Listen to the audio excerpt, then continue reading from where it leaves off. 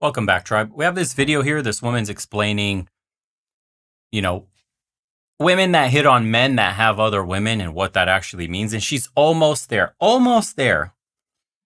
to admitting men are the prize fully. So let's hear it. You ever notice when a man has a beautiful, gorgeous woman on his arm, suddenly all the other women start paying a lot of attention to him, right? And now he's out there thinking he's turned into some sort of Greek god. And no, she's dating for personality this time.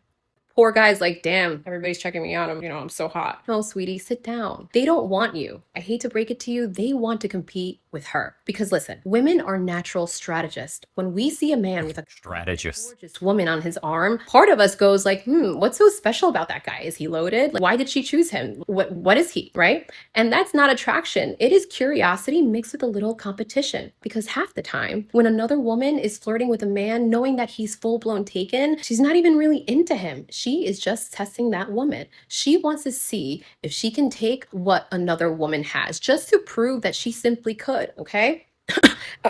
Ariana Grande. Ariana Grande. Okay. It's not about love or even attraction at all. It's purely about ego. But the problem is that most of these men, they misread that. And then all of a sudden they think that they're so irresistible that they've unlocked some sort of God mode and they can have whatever woman that they want, right? No, honey, she just wanted to hold the trophy somebody else had for validation. Haha, the trophy. Who's holding the prize? What is the prize in this scenario? We'll get into a lot more of this right now. Now, here's where guys fumble. They really start believing the hype. They start chasing the illusion of something bigger and better out there, and they end up losing the real woman that they had, the one who actually made them glow up in the first place. So here's a little reminder for the men. When another woman's flirting with you, knowing that you're in a relationship, they're not chasing you, honey. They are challenging her. And the second that you forget that, you're going to lose both of them. So yeah, hot. You're super hot. But she's the reason that that woman noticed you in the first place. Yeah, and here's where these women mess this part up. Because she only has half the picture. She thinks that if women are hitting up a man that already has a woman, it's pre-selection. They don't understand. On an intuitive level, they do, but they don't give this a name and further develop the concept and how it relates to intersexual dynamics. So when a woman sees that you are taken, she looks at that other woman, compares herself immediately, and says, I could take him. I'm better than her. Or might feel insecure. Yeah, she's hot. No wonder she has that kind of man. Why does she deserve that kind of man? Yes, you are more attractive in the eyes of a woman. You can test this. Clubs used to be a thing. I don't know how well they're doing right now post-pandemic. But if you wore a ring, I don't have my ring on my finger right now. But if you wear that ring out to a nightclub, to a bar, more women hit on you. Why? For exactly the reason she's describing, pre-selection. That she knows, why does this guy already have a woman and can I take him? Okay. You need to understand, players have been saying this for the longest time, so I'll start at this point. If you wanted a good wingman, get a woman. Wing women are the best to have around you. If you ever went to a nightclub and you actually had a friend that was a girl and she was extremely attractive and she helped you pull women, you're guaranteed sleeping with other women that night. Guaranteed. A hot woman at the club with you makes it extremely easy. She breaks down the comfort barrier of speaking to other women. Also, she essentially signals to other women immediately when the first thing women notice at a club is their competition. She notices, the girl you're trying to talk to notices, everybody at the club notices the hot chick. The hot chick is the one with all eyes on her. Women know that men are beamed right on that woman. If she happens to be with you, and then she happens to approach other women, and then they find out that you're on friendly terms, she can convince them that you're a right guy, you're all this and that. And it's the easiest wingmanning, wingwomaning you can ever have. Because it preys upon this biological inclination that they have of competition against one another. Men are a resource to them. And so they compete for resources, which is men. What she's saying is, well, women don't actually want you. Yes, they do. The part of her equation that is incorrect that she doesn't understand is once you sleep with these women, assuming you are not horrible in bed, once you sleep with these women, you get them hooked. It is much easier to keep a woman than it is to get her initially. For women, it's much harder to keep a man than it is to get him. She thinks that these women aren't interested. But what she doesn't understand from the female perspective is once you get that guy, the prize, you must hold on to the prize. Women try to hold on to the prize. Now, there are some nuances in this conversation. For example, if you are a guy that's being preyed on by these kinds of women that are competing against yours, if you make it too easy, for example, and then you just hop, skip away to another woman, you swing a branch like a woman does very easily, she won't respect the prize because that prize was easily attainable. She easily stole you from another woman. And that means that you, in her eyes, are a flight risk. You can be easily stolen by the next woman. If you play a nice temperature game here where you make it a little hard for her, a little difficulty increase, you got to make the prize worth it. Players know how to do this with their girlfriends or fuck buddies or whoever it is that they're seeing, that they play this temperature game with these chicks where they're hot and cold and all this stuff and make them work for it. By the time this woman manages to get this guy, she's hooked and she doesn't want to let go. And then in her eyes, because it took so much work, this prize, the man, is so much more valuable because if it took her this much to get him, imagine how much work the next woman has to do. The next woman has to be on her level or higher or put in far more work. So you're showing how much of a prize, the value proposition of this man, this resource. What women don't understand is this is why men who have women on their arms always get more women on their arms.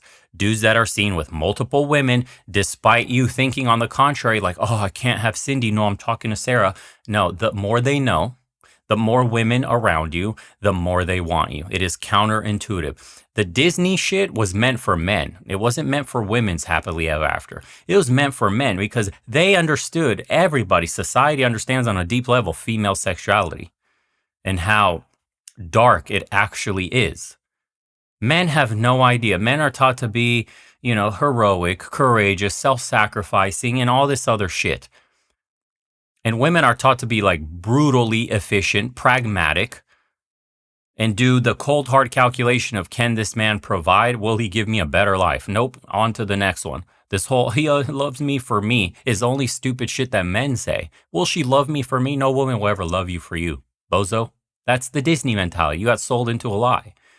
Women operate pragmatically, but because she's a woman and she's trying to, I guess, enlighten it, but from a point of view where women are on the pedestal and winning, the conversation is, she doesn't want you free. Sit down, bozo, and just be with the woman, because a woman will never give you like straight, real advice on what is actually happening beneath the surface. A fish can't tell you how to catch a fish. It's against their own interest. You ask a fisherman.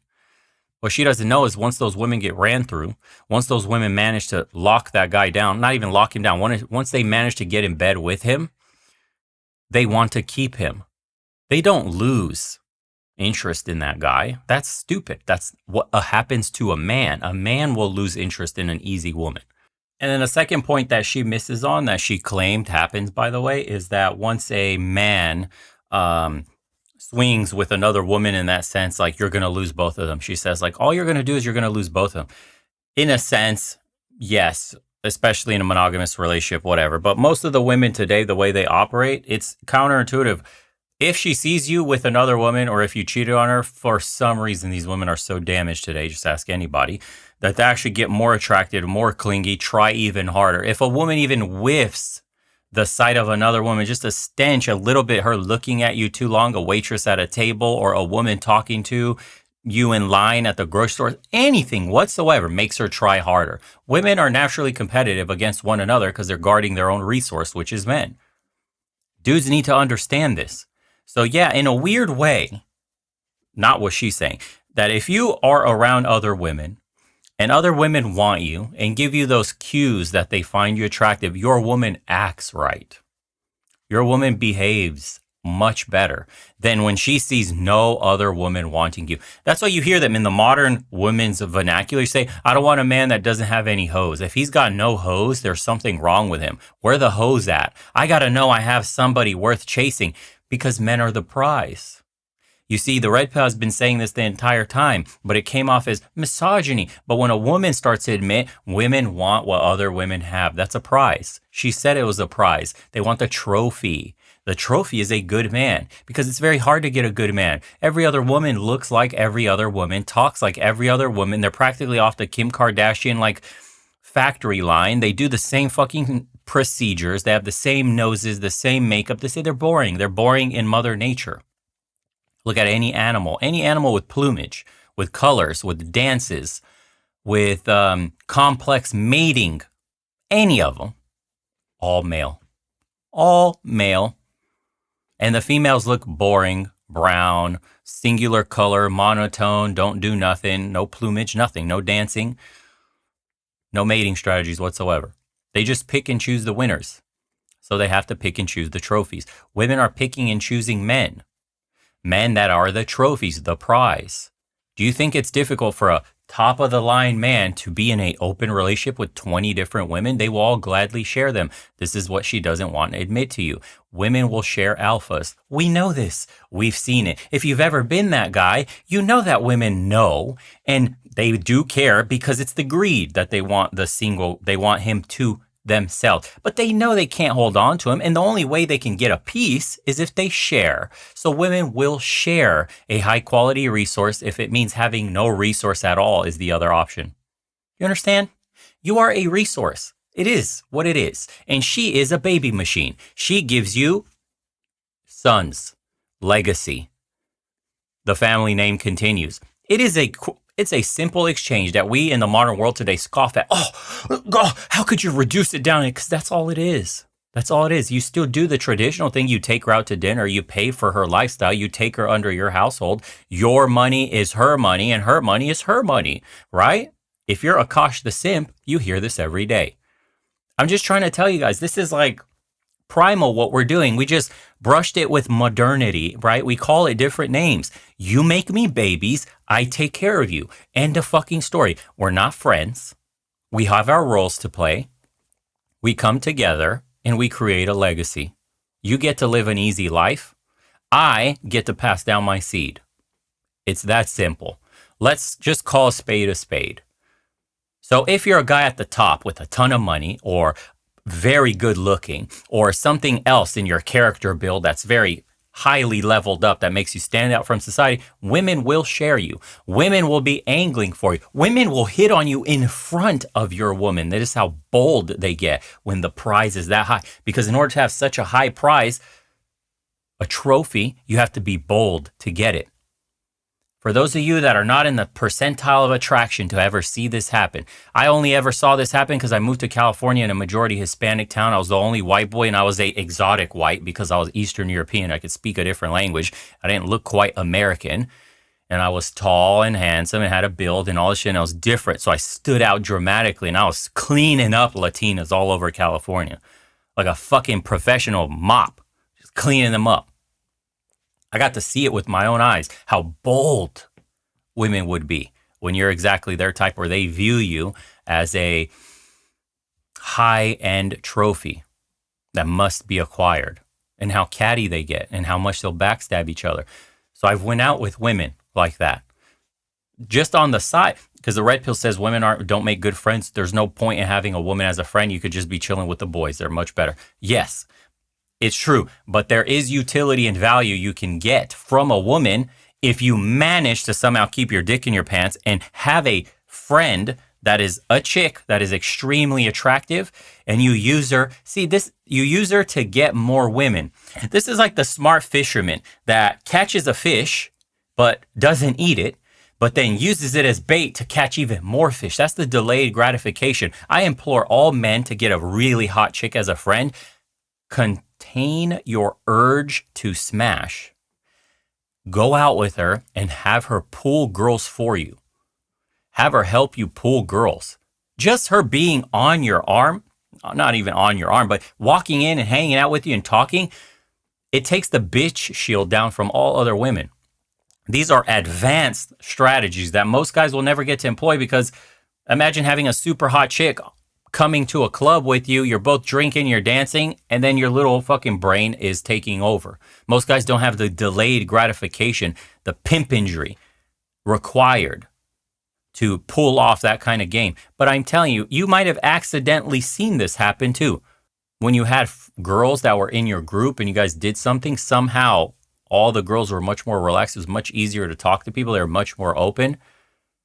And the game has been told this is what it's like. You only get to see this when you get high enough and get a much or enough abundance of women to actually say, let me experiment. Let me use this one for this. Let me try this one with this. Let me tug on this one more. Let me be a little bit more mean with this one. Let me be more aloof with this one. Let me give this one more attention. You start to see how women respond. And then you learn once you go out and hang out with a bunch of women, you can see how they all compete with each other. If you go out and hang out with a group of women that are friends and you're just going there as a friend, watch how highly sexualized and competitive that environment becomes. They're all trying to talk to you. They're all trying to get your attention. They're all competing subconsciously against one another. You notice these things when that tends to happen. You notice these things when your woman invites you to her friend group. And do you know what a big deal it is for a woman to invite you to her friends group? She is actively watching and judging every single little interaction that her friends have with you to judge accurately, analyze all the threats in the friend group. Which one of you bitches would? And the answer on the deepest fundamental level is all of you would. Every single one of you would if you got the chance. This is why they don't have deep friendships, deep sisterhoods. They don't have the deep level of bonding a male with another male can have. Lifelong friends would die for one another, take a bullet for one another. Women are only friends with each other as long as there is something they can get out of one another. And that could be something as simple as somebody you talk to, very basic, or a favor. Most of the time, a woman will keep another woman around because there is some sort of favor that could be granted, whether now or in the future. This is how women's networks work. There's a bunch of favors and things that these people can do for you at different times that you might need. Women store friends and mutuals like a man stores things in his garage. Do you understand? You have all your little trinkets in your garage. Maybe this tire set from last 4 years ago on my car. I'll just hold on to it just in case. Maybe one day I'll need these tires. This air filter I got here, maybe I could use it later. That timing chain could come in handy. If you're a mechanic, you know what I mean. You have a bunch of random parts from cars that you'll use maybe one day that you store around, or any other hobby that you have. Maybe I have this extra microphone I might have use for it later. Maybe, and you're storing shit because one day it might be useful. Women store friends in the same way. One day they might be of use. So I'll maintain and I'll organize like a guy does, organize his garage, dust off shit, clean it, have it there. A woman will go on a little coffee date to catch up. You ever notice that women just go on these little weird dates just to catch up? I haven't seen you in like a couple months. How's everything? Yeah. And they don't know shit about each other. They don't care really about each other. It's just having that connection ready when you can get something out of them. This is the game, dude. When you really see it in totality, you're not mad. It doesn't make you angry. You don't say, I'm going my own way. Fuck women. None of that. It's irrelevant. This is the game. This is the rules to the game, and this is the bounds you're allowed to operate in, and this is where you can go out of bounds here and there and still benefit. This is where you can break the rules and bend them a little bit. It's real simple. Once you see it and you operate within it, you're going to clean up, dude. It's never been easy. I'm telling you, it's never been easier. If I was 20, I would be an absolute fucking nightmare right now.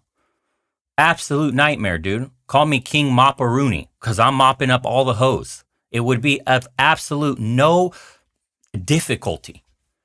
It's that simple. You just have to know the rules first. So I just want to explain to you guys because they're starting to evolve. Their understanding of the game is evolving. They're figuring out they're not the prize. It's actually the men.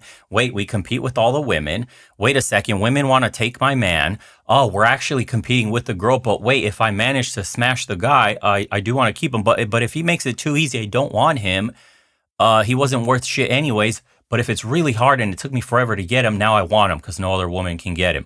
It's going to be too much work. Come on, bro. Ask the fishermen. The chicken heads will keep chickening, bopping, quack, quack, quack, quack. Quack, quack, quack, quack. There you go. That's more like a chicken. Yeah. So, anyways, I hope you learned something.